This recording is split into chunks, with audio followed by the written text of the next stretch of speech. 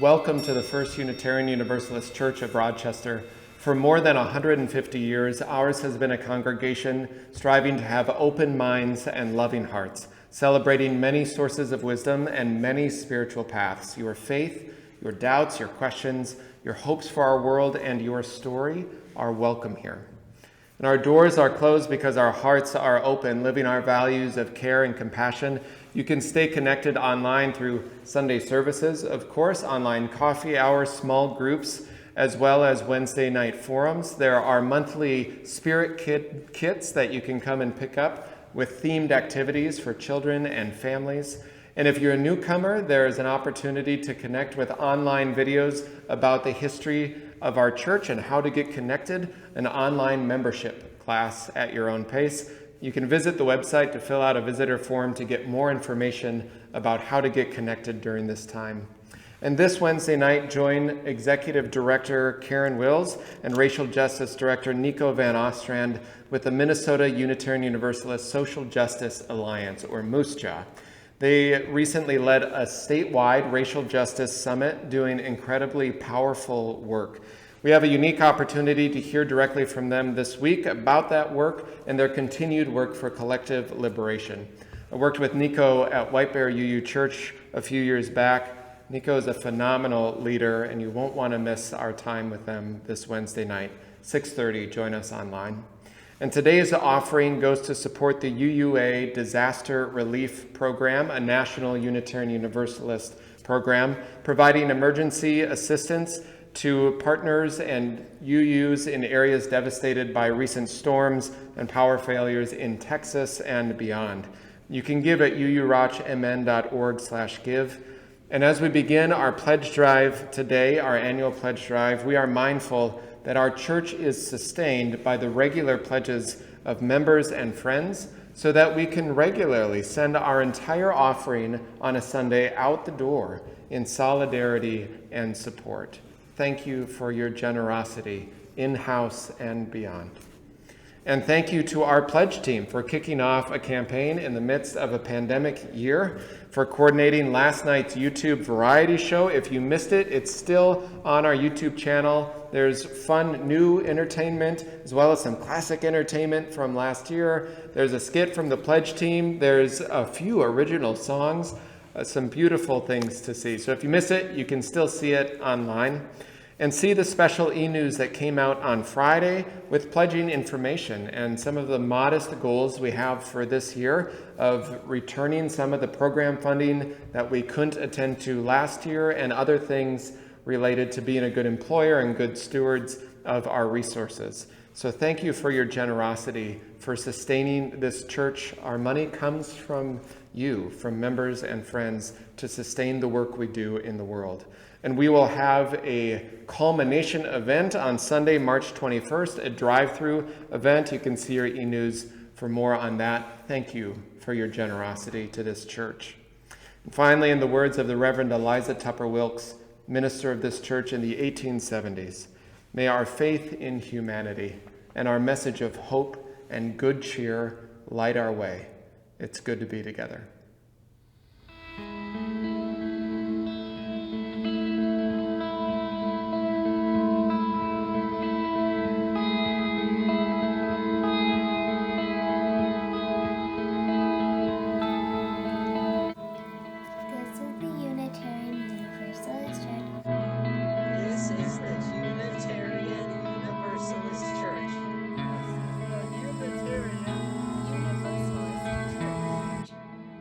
This is the Church of the Flaming Chalice. This is the Church of the Flaming Chalice. This is the Church of the Flaming Chalice. This is the Church of the Open Minds. This is the Church of the Open Minds. This is the Church of the Loving Heart, where friends come together and share. This is the Church of the Loving Heart, where friends come together and share. Where friends come together and share. Where friends come together and share.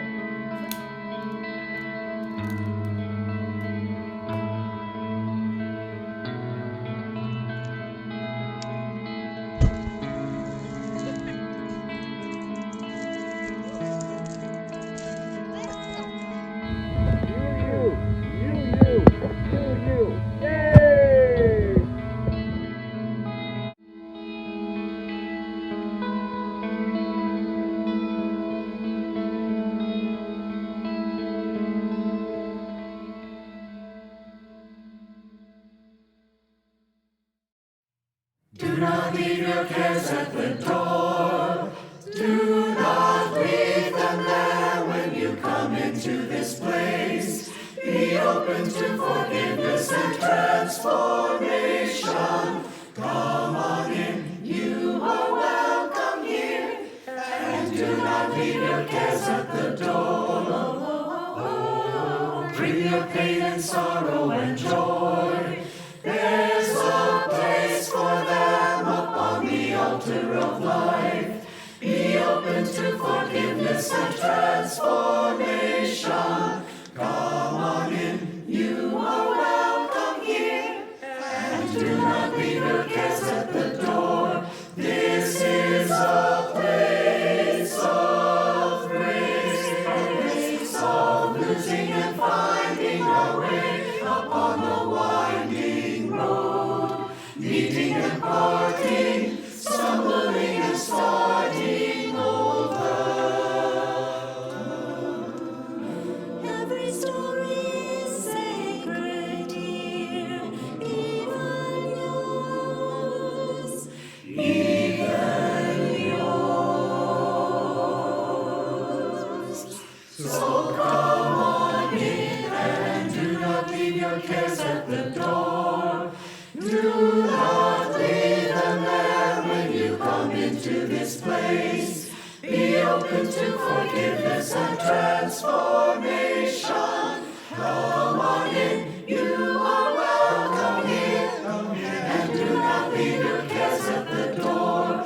Amen, amen, amen.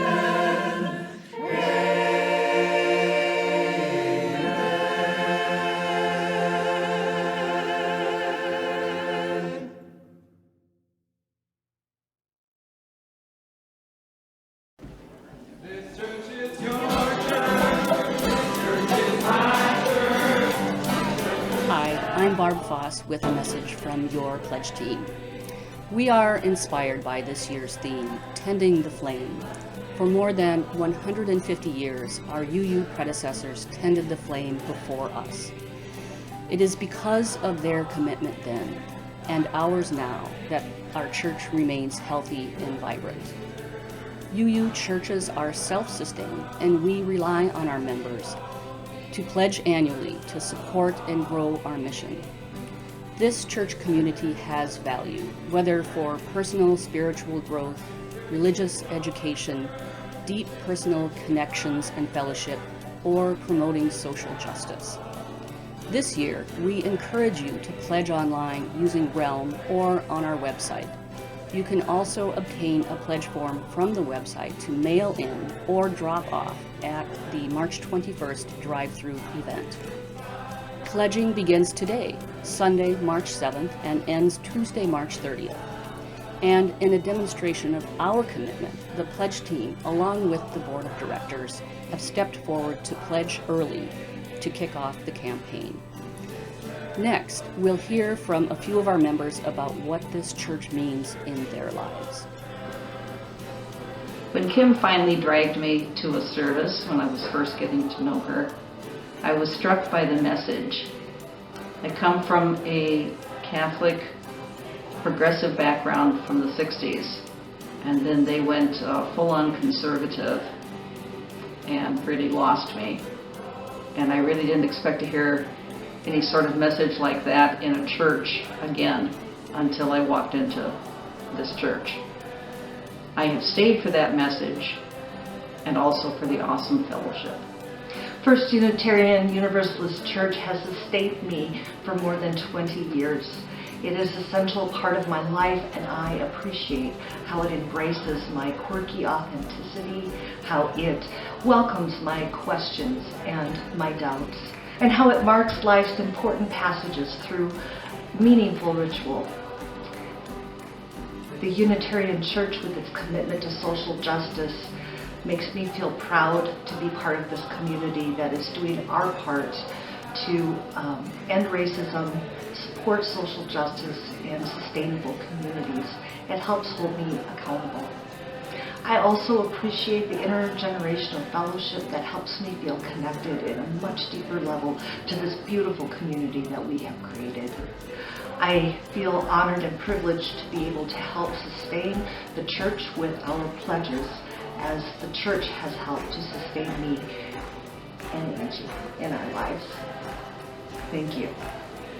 Births, child dedications, coming of age, youth cons, Maple, coffee hours, caring committee, water service, fellowship events, Chalice camp, potlucks, committee meetings, general assembly, flower communion, volunteering, social justice, side with love, marches, witnessing, talent shows, Chalice circles, Christmas Eve, All Souls, memorial services, music, singing, listening, sermons, readings, breathe deep, warmth, joy, grief, curiosity, love, inspiration, encouragement. That's what we get. And that is why we give. Hi, I'm glad to be here to talk about what First UU means to me and my family in our everyday lives. When we were deciding to move to Rochester in 2018, one of the first things I did, besides seeing where my daughter would go to school, was making sure that there was a Unitarian Universalist church where we would be moving. The church has always been an important part of our married life and my daughter's life too, and so I knew that we needed a place where we could have a community that really helped nurture our spirit and our mind, and I was very lucky to find that First UU was here in Rochester. And even before we moved down here, I noticed that Chalice Camp was starting, and I thought, what a great way for our daughter to really get to know some friends and be part of the church. And luckily, before we even set foot in the church, the staff said she could attend. So that kind of started our whole relationship with the church. And since then, we have been blessed with such a great community. We have amazing friends. We love to attend the services and watch the services from home. It's not exactly the same. But even so, throughout the last few years and throughout our new normal that we're experiencing right now, the church has still been so important to us. We've enjoyed some of the great events like trivia night. My daughter loves youth group and staying connected with the church in that way. And we're looking forward to when we're able to gather in person again. Really enjoy Walden Hill Wednesdays again, and I can cook for a bunch of people, which I love to do. And really that's why we love to go to First UU. It's our community. And we just think it's really important to thank our community with our time and with our treasure, and we know our life wouldn't be the same if we weren't part of First UU. We are committed to our mission of compassionate welcome, spiritual growth, and justice. In pledging, we can practice economic justice, recognizing that everyone has a different capacity for giving. All contributions, small and large, are needed, welcome, and gratefully accepted. Look for campaign updates from your pledge team in the e-news, visit the church website, or contact the office if you need guidance. Like all of you, we look forward to a time of being together in person. Until then, we thank you for generously supporting this church, and thank you for tending the flame.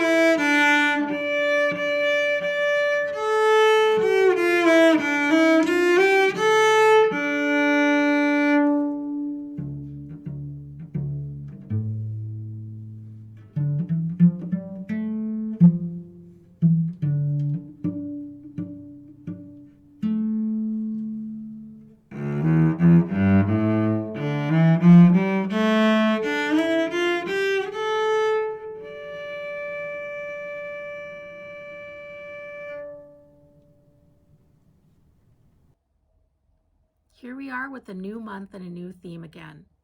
This month, we're going to be talking about commitment. This is a really big word and it can mean a lot of different things. So we're going to start with something hopefully everyone can relate to. How can we commit to peace? Peace, illustrated by Wendy Anderson Halperin.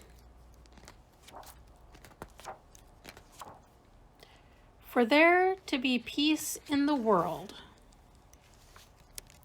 there must be peace in nations. How do we put ourselves in other people's shoes and really feel what they feel and use that information to fuel solutions? For there to be peace in nations, there must be peace in cities. Never be afraid to raise your voice for honesty and truth and compassion against injustice and greed. If people all over the world would do this, it would change the earth. For there to be peace in cities, there must be peace in neighborhoods. Too often, we underestimate the power of a touch, a smile, a kind word, a listening ear, and honest compliment, or the simple act of caring, all of which have the potential to turn a life around. For there to be peace in neighborhoods, there must be peace in schools. Education is the most powerful weapon which you can use to change the world. For there to be peace in schools, there must be peace in homes. Once forgiving begins, dreams can be rebuilt. For there to be peace in homes, there must be peace in our hearts. In serving the best interests of children, we will serve the best interests of all humanity. When there is peace in our hearts, there will be peace in our homes. Anytime you have an opportunity to make a difference in this world and you don't, you are wasting your time on earth. There will be peace in our homes when there is peace in our schools. No one has yet fully realized the wealth of sympathy, kindness, and generosity hidden in the soul of a child. There will be peace in our schools when there is peace in our neighborhoods. Courage is what it takes to stand up and speak. Courage is also what it takes to sit down and listen. There will be peace in our neighborhoods when there is peace in our cities. Peace is not merely a distant goal that we seek, but a means by which we arrive at that goal. There will be peace in our cities when there is peace in our nations. Happiness is part of who we are. Joy is the feeling. There will be peace in our nations, and we will have peace in our world. May the sun bring you new energy by day. May the moon softly restore you by night. May the rain wash away your worries.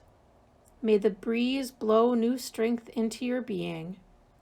May you walk gently through the world and know its beauty all the days of your life.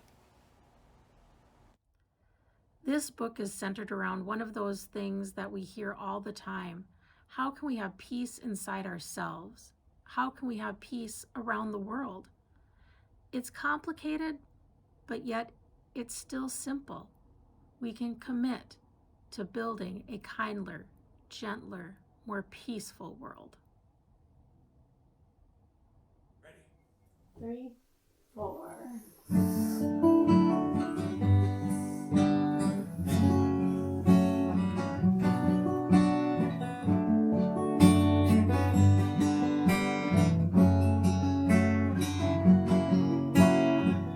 Tend the flame that's ours, given from those before, flickering through time, big love at the core. Give your best intention to tend this flame today, that it may burn more brightly day by day. Those that went before us knew well about the flame. With love and truth and justice, they tended life each day. And our time is no less easy, our hardships just as real. Time to tend this flame we each hold dear. Tend the flame that's ours, given from those before, flickering through time, big love at the core. Look at flames around you, some gentle, some not so. Each one faces winds of change that blow.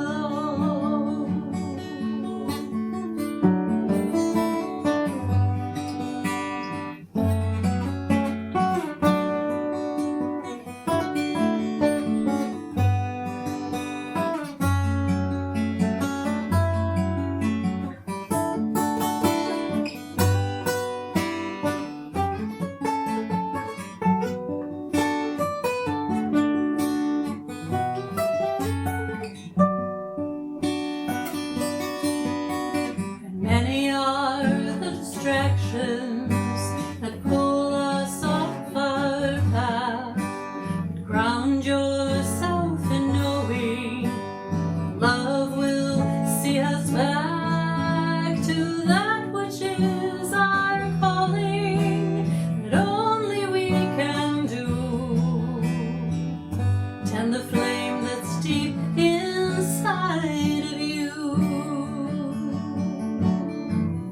Tend the flame that's ours, given from those before, flickering through time, big love at the core. For life keeps moving forward, our flames grow strong combined. Tend the flame today, for it's our time. Tend the flame today, for it's our time.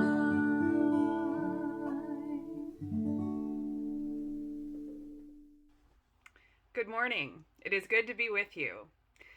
We are still physically separated, but seeing a light in the future as we look forward to being together again.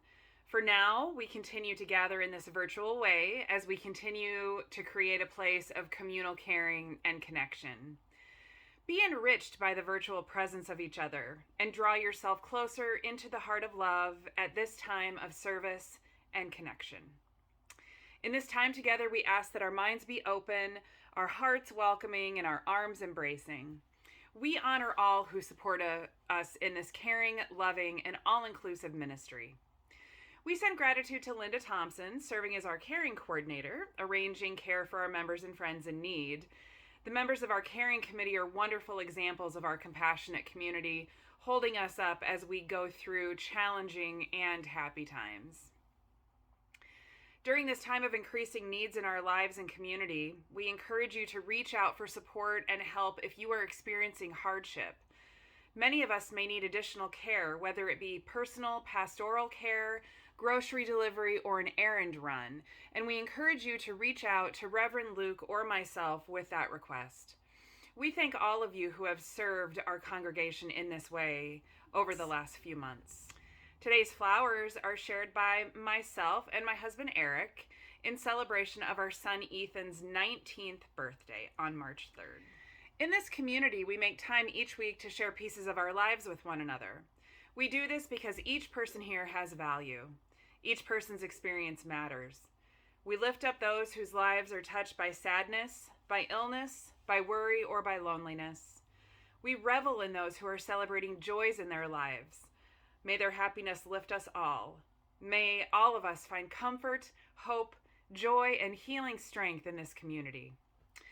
We share in the celebration with Dave Schulke that after 18 years at IBM, 5 years at Western Digital, 5 years at PEMSTAR, and 16 years at Mayo Clinic, he has retired. His last day of work was March 4th. Now he'll have more time to pursue his interest in martial arts and more time to tackle all those projects around the house that Connie has lined up for him. Get to work, Dave, and congratulations. And Sarah and Amy Munson are thrilled to announce the birth of their first grandson, Isaiah Allen Rodney, born on February 26th to daughter Linnea and Josh Rodney. They are over the moon, and Sarah says she is exploding with gratitude for this amazing family. We welcome Isaiah to the world and send love to this new family. And Kathy Hufftailing shares gratitude with you all for the support and well wishes after her recent hospital stay. She is preparing for a surgery on March 25th and greatly appreciates the support and healing strength from all of you. As we round the corner of uncertainty, we continue to focus on reaching out to all of those around us to let them know we are still here and still holding and supporting as we continue to face challenges in our community and our country. Cards and phone calls can help to lift up those that you love. We encourage you all to support our community and local businesses as they safely reopen. May the faith and the spirit of life, love for the community of earth, and love for the light in each other be ours now and in all the days to come. I invite you to breathe deep the breath of life. Settle into this time. Center your soul. Take a breath of gratitude for the moment to pause in the midst of a frenetic world and life. Feel below you the earth and its ancient turning, and above you the sky and the stars shining with ancient light, holding you here in this moment right now. I invite you into this time of meditation, this time of prayer, first by sharing silence together.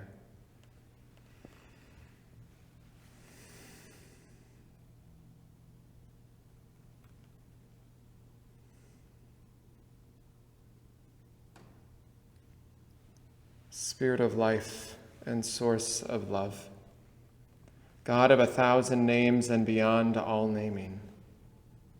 The world, some places more than others, tend to lean into stories of scarcity, stories about the centrality, the importance of just our own selves, the individual. Fear that there is not enough of whatever it is, which most often is not enough generosity or love or possibility or a hopeful prophetic belief in our shared future, our shared humanity. And those stories tell us to hold on to whatever we've got, to conserve all that we have and can hoard, to protect things that are ours, narratives that lead to individualism and the deterioration of community. Let us remember we have enough, collectively, if we remember it. And most often what we have is an equity and ethical problem, a scarcity of heart and soul sharing, not a lack of resources, but a lack of love. Help us remember that together we have and we are enough, or we can be enough. There is enough love to hold us, enough love to call us beyond our own needs, so that we all survive and thrive. We hold in our hearts this day all those who suffer in mind, in body, or spirit. I invite you to bring the names you're holding in your own heart this day in joy or in sorrow celebration, or concern. And silently or aloud now in this space, this time, to speak their names.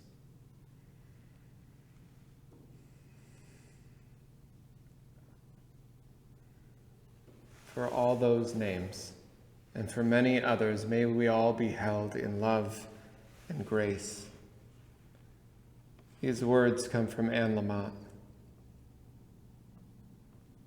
Hitting first has always been the mark of evil.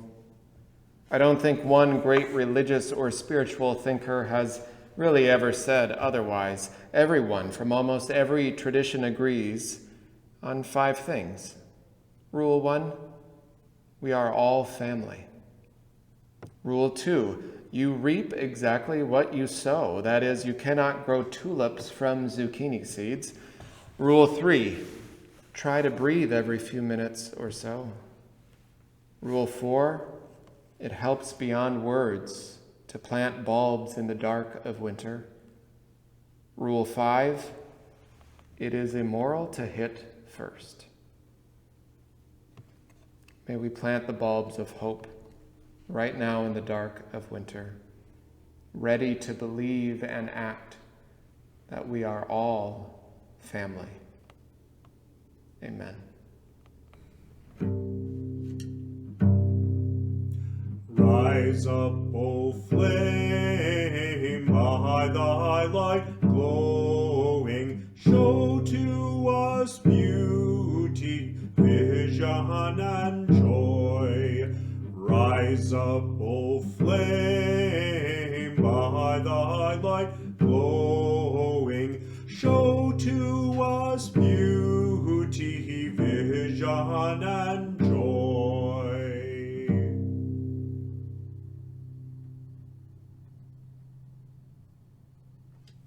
A reading by Margaret Atwood, entitled The Moment. The moment when, after many years of hard work and a long voyage, you stand in the center of your room, house, half-acre, square mile, island, country, knowing at last how you got there, and say, I own this, is the same moment when the trees unloose their soft arms from around you, the birds take back their language, the cliffs fissure and collapse, the air moves back from you like a wave, and you can't breathe. No, they whisper, you own nothing. You were a visitor, time after time, climbing the hill, planting the flag, proclaiming, we never belonged to you. You never found us. It was always the other way around. The Sense of a Goose, by author unknown. When geese fly in a V formation, each bird flaps its wings, and it creates an uplift for the bird immediately following. By flying in V formation, the whole flock adds at least 71% greater flying range than if each bird flew on its own. People who share a common direction and sense of community can get where they're going with less individual effort or struggle because they are traveling on the presence of one another.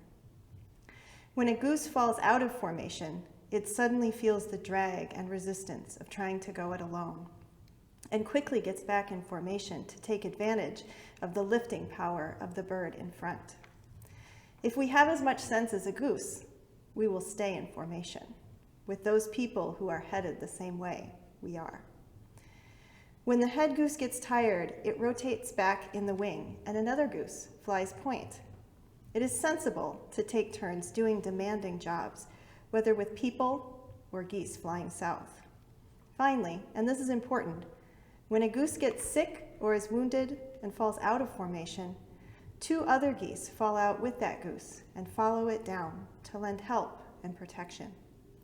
They stay with the fallen goose until it is able to fly or until it dies. And only then do they launch out on their own or with another formation to catch up with their group. If we have the sense of a goose, we will stay by and support each other like that.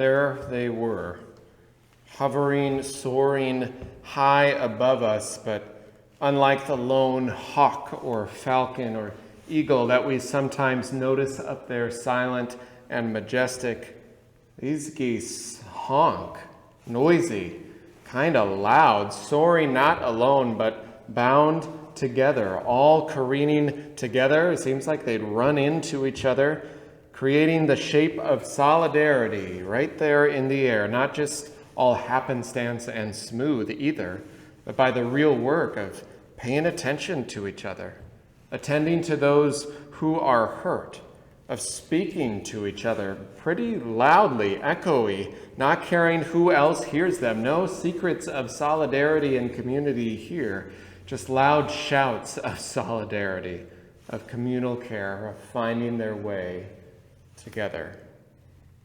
The geese often take up a lot of space. There's lots of stories about that in Rochester. They take up space on the land, in the air, in my ear as we hear them, especially along our regular path along the South Zumbro River Trail.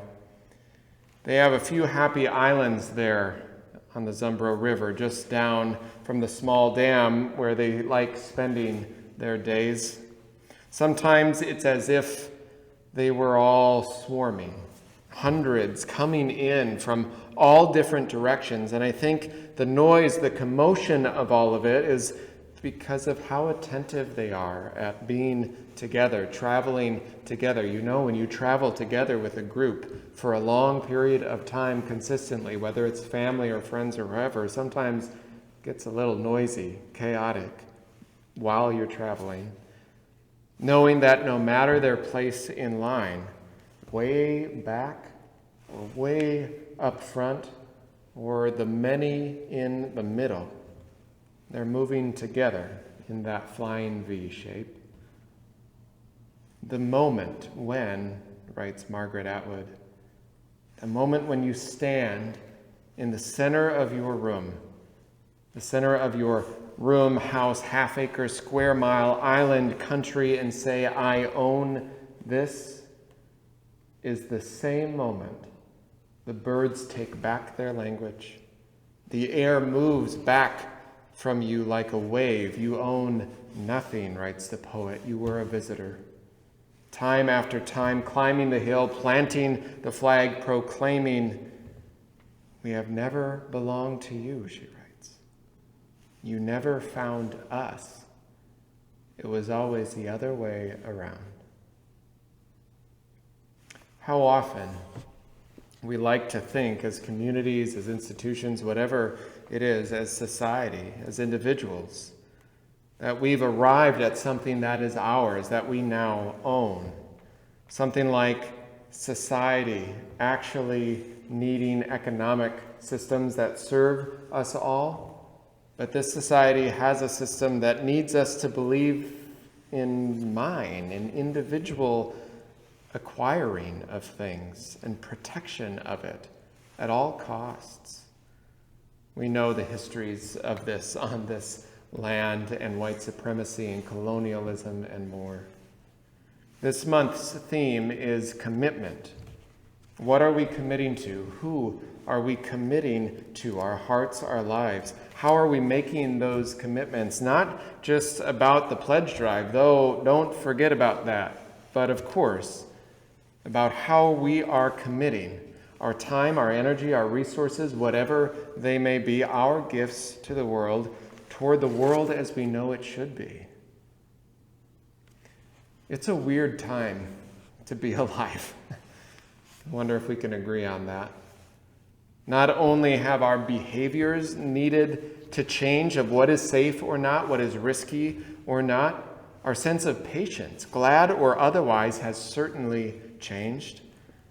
But also some of our feelings about community may be complicated right now, even in our just kind of knee-jerk reaction to things.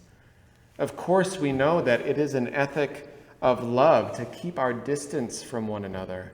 But a downside to that, of course, can be the impulse to keep ourselves alone, safe, to stay away from others. that the very presence of others makes us even more nervous than maybe it did before. One of my children watching the pre-pandemic video of a choir recently commented, "They look crowded." Kind of funny, kind of horribly sad. My internal response was one that was quickly moving from laughter to just tears. So sad, because it's so true. We see that in recent debates about vaccines and how they're rolling out. Debates about what one should do or shouldn't do when they're vaccinated. The desire for liberation from winning this lottery as others wait in a system that's imperfect, even as good people try to make it equitable. It's that balance of celebrating the rollout of progress, slow as it can seem, but amazingly, powerfully, scientifically fast as it has been. And let's just pause for a moment in humble gratitude to scientists and researchers and healthcare workers doing the work of saving the world in record speed. People have been wondering recently during this how to mark with humble gratitude the moments of getting vaccinated when it feels there are others more in need. One article that a colleague shared recently reminded me of the communal aspect of that feeling at times, like individual gain in a real-life Hunger Games scenario. The article spoke to when things can return to normal or some new normal, a post-pandemic world, a restructured world after this intensity. One of the main points was the importance of moving away from an individualized focus on vaccinations, and a reminder that this is community, local first, but also country and globe, that needs to reach a level of immunity to reduce risk and make things a little more accessible to return to so much that we miss and need. At first, that sounds like a tall order to wait for the whole world to be immune. It's hard not to celebrate individual vaccinations, and really those can and still should be celebrated. They are a miracle. But if we believe ethically and in this faith spiritually that our collective health and well-being and liberation and lives are interconnected, a web of existence with one another and with the natural world, then we are all flying in the same V, that we must tend to each other. Getting in our place in line, getting out of our place in line as someone else needs to fill it in to be sure no one is left behind. Whenever it's our shot for a shot, to take it and make sure others can too. The V doesn't work when there are breaks in the line. The only way our collective burden is shared is when we stick and fly together. It seems right now, in ways maybe not quite so clearly delineated and clarified before, that no one is free until we all are free. No one is safe until we all are safe. That herd immunity maybe is another way of saying universal salvation or beloved community. That we all do better when we all do better. And our chance of getting a vaccine, like any resource of luck and change and happenstance and hard work we have, is not for us alone. It is to be used for the common good, because we thrive or we struggle together. And that's how a flame is tended, is it not? It's also how lineage and ancestry is carried one to the next, connected with strands of DNA and story held together by song and recipes for food and love and disaster, held together by hope in the face of uncertain futures. In 1866, a small group of people for whom love was the central component of their universalist theology gathered in a small wooden chapel in downtown Rochester. There they lit a flame, just a little flicker, brought to them by trailblazers from before them who thought and worked and lived and sometimes risked their lives for more love, not only in religion but in the world, believing in the possibility that love was the center of whatever God or religion was, and that love was our beginning and our final home. They lit that flame. And then others gathered around it, hearts opened and warmed by its welcome, its possibility. They lit that flame to an uncertain present and for an uncertain future, filled with oil and with hope for whatever might come. We are keepers of that flame.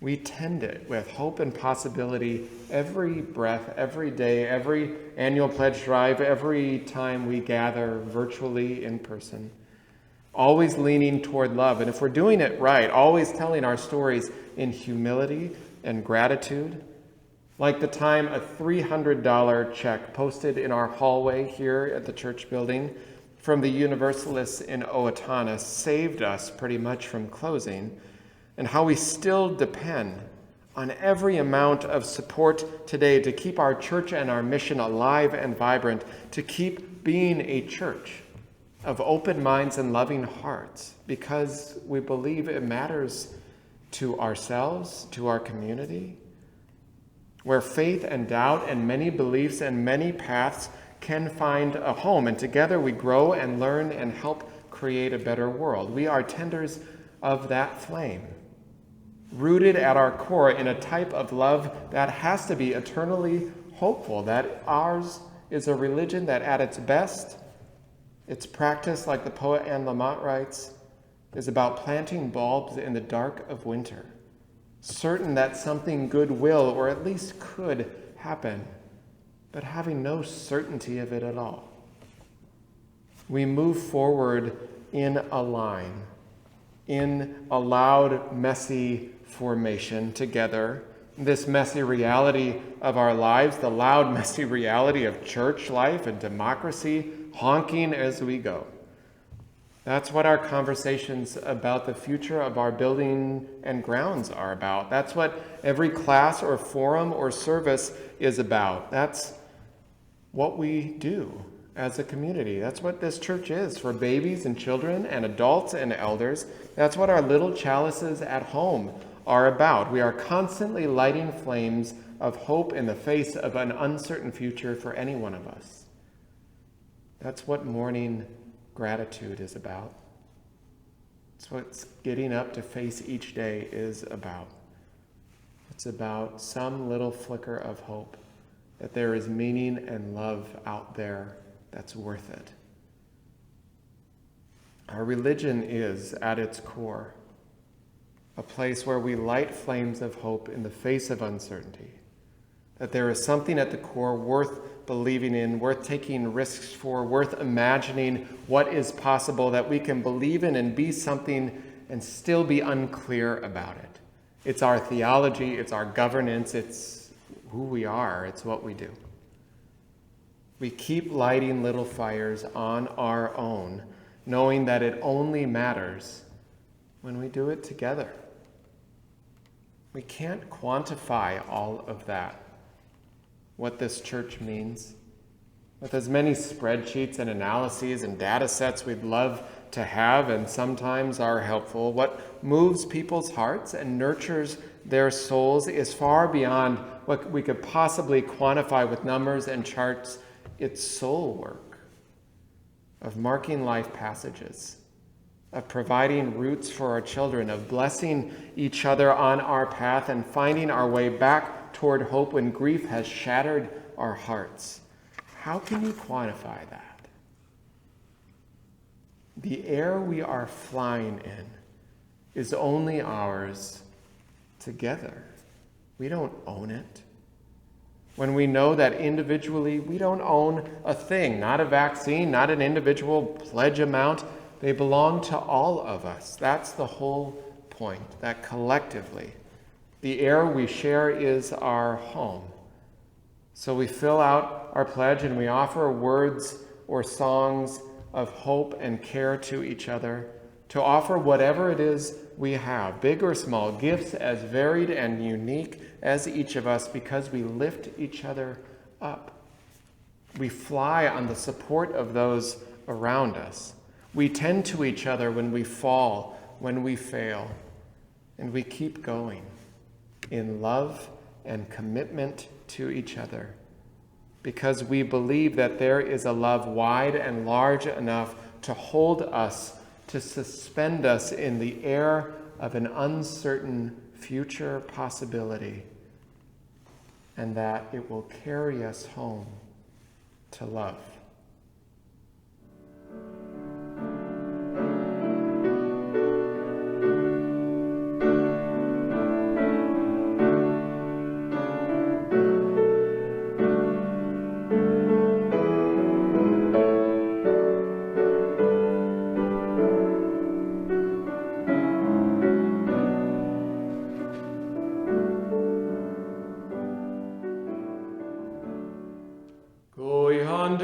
Go yonder, and gather the people. Give them not hell, but courage and hope. Give them something of the love you have found here, and tell all the people that love is